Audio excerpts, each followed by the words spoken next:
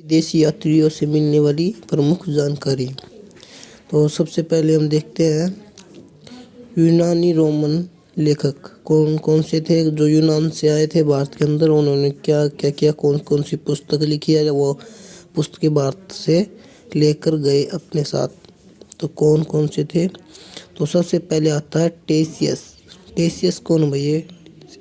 ये ईरान का राजवेद था। भारत के संबंध में इसका विवरण आश्चर्यजनक है, कहानियों से परिपूर्ण है होने के कारण अविश्वसनीय है। मतलब इसका जो इसने पुस्तकें लिखी, जो कहानियाँ बताई गई हैं, उन पर कोई विश्वास करने का कोई तर्क संगत नहीं इनकी पुस्तकें, इसलिए इसके बारे में ये विवरण दिया गया है। फिर हेरोडोटस, जिसने हिस्टोरी का पुस्तक लिखी, जिसे आज हम हिस्ट्री के नाम से जानते हैं। इसे इतिहास का पिता कहा जाता है। क्या कहा जाता है? इतिहास का पिता कहा जाता है। इसने अपनी पुस्तक हिस्टोरिका में 5वीं शताब्दी ईसा पूर्व के भारत फारस के संबंध का वर्णन किया है, परंतु इसका विवरण भी अनुसूचियों का और अफवाह पर आधारित है। लेकिन इसने इम्पोर्टेंट क्या है, ये इसको इतिहास का पिता कहा जाता है और इसने हिस्टोरिका बुक लिखी, ये इसमें लिखा गया है। फिर कौन आया? फिर अभी सिकंदर के साथ आने वाले ये कुछ लोग थे। नियाकस, ओनेक्सट्रिकस, आस्ट्रोबुलस अधिक प्रमाणिक और विश्वसनीय माने गए इनके। फिर आए मेगास्थनीज को, ये कौन थे? ये सेल्यूकस निकेटर का राजदूत था जो चंद्रगुप्त मौर्य के राज दरबार में आया। सबसे इम्पोर्टेंट बात ये है, इसको यही पूछा जाता है कि किसके राज दरबार में आता है। भाई ये चंद्रगुप्त मौर्य के राज दरबार में आया था और ये सेल्यूकस निकेटर का राजदूत था। इसने अपनी एक पुस्तक भी लिखी, कौन सी? इंडिका, और इसमें मौर्य युगीन समाज और संस्कृति के विषय में लिखा है। ठीक है। फिर आया डायमेक्स कौन था भाई? ये सीरियन नरेश एंटियोकस का राजदूत था जो बिंदुसार के राज दरबार में आया। किसके दरबार में आया? ये ऊपर वाला भाई, बिंदुसार के राज दरबार में आया। इसका विवरण भी मौर्य युग के से संबंधित है। तो किसके दरबार में आया था? ये बिंदुसार के राज दरबार में आया। फिर कौन आया? फिर आया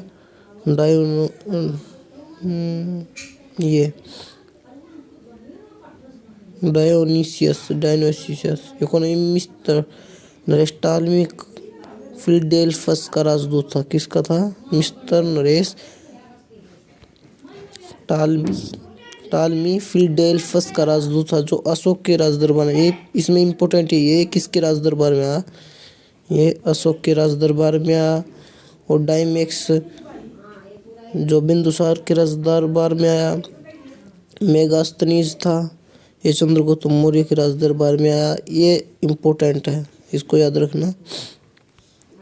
फिर है टालमी में यही पूछा जाता है कि टालमी की पुस्तक का नाम कौन सा था? भारत का भूगोल। फिर है प्लिनी, यह है भाई प्लिनी।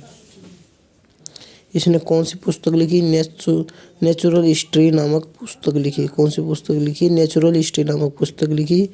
इसमें भारतीय पेड़ पौधों, खनिज पदार्थ आदि के बारे में विवरण मिलता है। फिर ये महापुरुष थे भाई, पेरिप्लस ऑफ द इर्थियन सी। इस पुस्तक के लेखक के बारे में जानकारी नहीं है, लेकिन किसने लिखी है? पेरिप्लस ऑफ द इर्थियन सी, ये एक पुस्तक का नाम है और इसके लेखक का पता नहीं चला। ये बताया जाता है कि यह लेखक करीबन 80 ईस्वी में हिंद महासागर की यात्रा पर आया था और इसने उस समय के भारत के बंदरगाहों और तथा व्यापारिक वस्तुओं के बारे में जानकारी दी थी। फिर आगे हम पढ़ने वाले चीनी लेखक के बारे में। किसके बारे में? चीनी लेखक के बारे में। तो चीनी लेखक के सबसे पहले कौन आता? फाहियान। कौन आता भाई? फाहियान। ये इम्पोर्टेंट है, जो आप याद रखिए। फाहियान ये चीनी यात्री नरेश चंद्रगुप्त द्वितीय के दरबार में आया था। किसके दरबार में आया था? ये चीनी यात्री गुप्त नरेश चंद्रगुप्त द्वितीय किसके दरबार में? चंद्रगुप्त द्वितीय के राज दरबार में आया। इसने अपने विवरणों में मध्य प्रदेश के समाज और संस्कृति के बारे में वर्णन किया है। इसने मध्य प्रदेश की जनता को क्या गया सुखी और समृद्ध बताया। फिर आया संयुगन। यह 518 ईस्वी में भारत आया। इसने अपनी 3 वर्षों की यात्रा में बौद्ध धर्म की प्राप्ति एकत्रित की। संयुगन और ये इत्सिंग, ये यहाँ से बौद्ध ग्रंथियाँ मतलब बौद्ध की जो पुस्तकें थे बौद्ध धर्म की वो लेकर गए थे।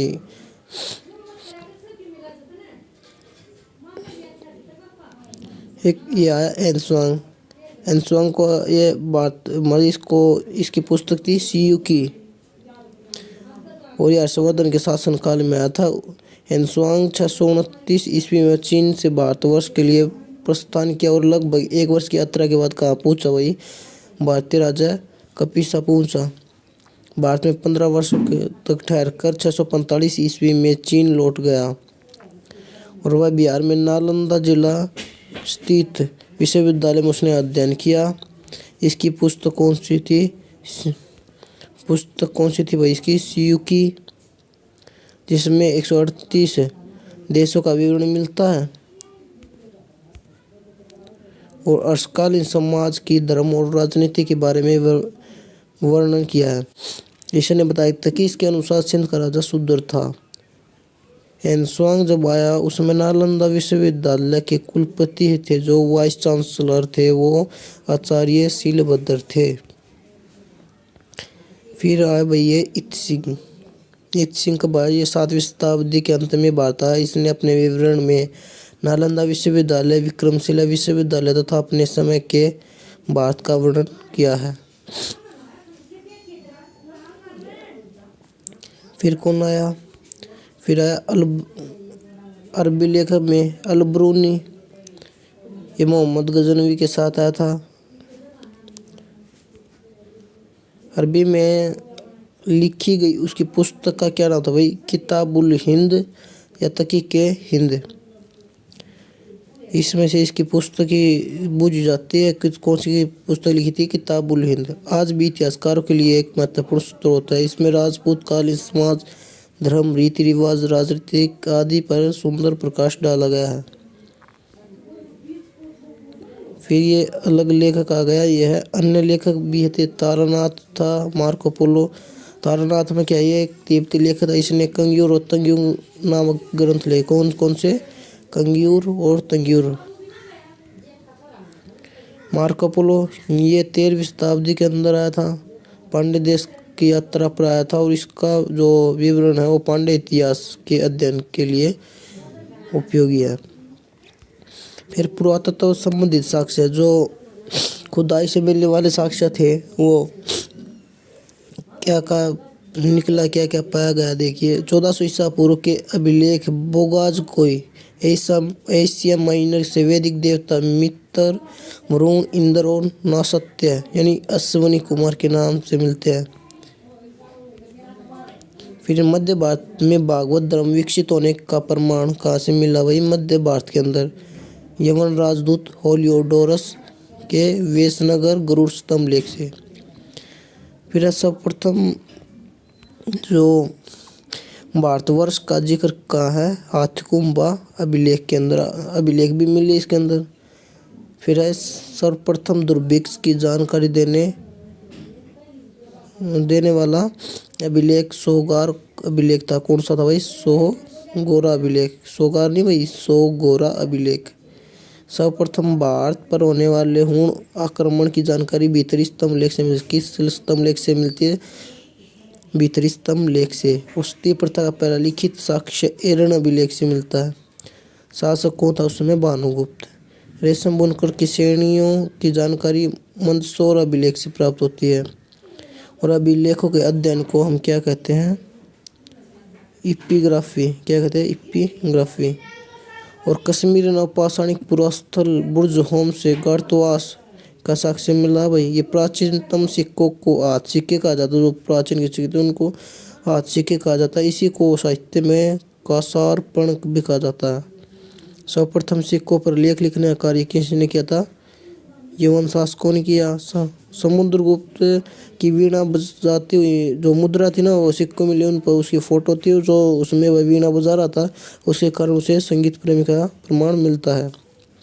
और अरिकेमेडू से रोमन के सिक्के मिले। रोमन सिक्के कहाँ से मिले? अरिकेमेडू से मिले। तो आशा करता हूँ कि आपको सब समझ में आया होगा। तो ये देखिए कि ये कुछ अभिलेख हैं, इन्हें देखते हैं हम किसके शासनकाल में मिले, कौन शासक था। आथिकुम्बा अभिलेख, ये कलिंग राजा खाकेल लिख रखा है भाई इसने, खाकेल के शासक था। जूनागढ़ अभिलेख कहाँ से मिला? रुद्र दामन से। नासिक अभिलेख